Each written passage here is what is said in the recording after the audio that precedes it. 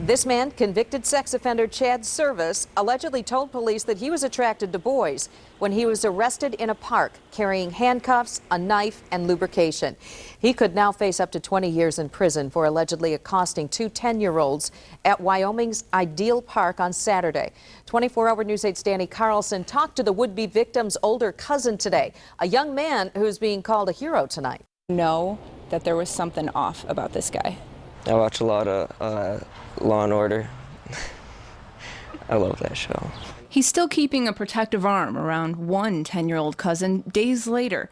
17-year-old Antonio Lopez says he just knew something was strange about 42-year-old Chad Service sitting alone at a picnic table Saturday watching him and his two 10-year-old cousins play basketball.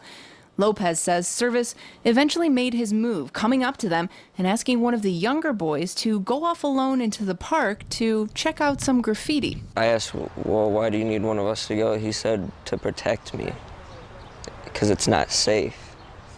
And that right there, like, you need a little kid to protect you? No. Lopez immediately took off with the two younger boys and met up with his family, who went back to the park, found Service, and held on to the man until police got there.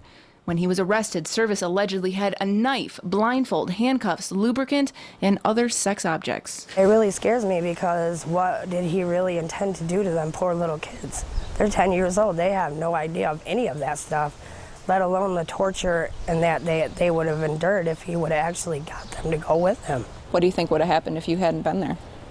Who knows? Anything could have happened. Someone could have found his body, my little cousin's body, on the trail. Danny Carlson, 24-hour News 8. Wow. Well, we checked out Service's long criminal history. In 2000, Service was sentenced to 20 days in jail for accosting a child for immoral purposes in Ottawa County.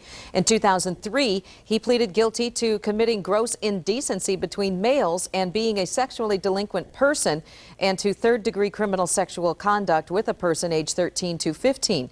He spent 8 years in prison for those charges.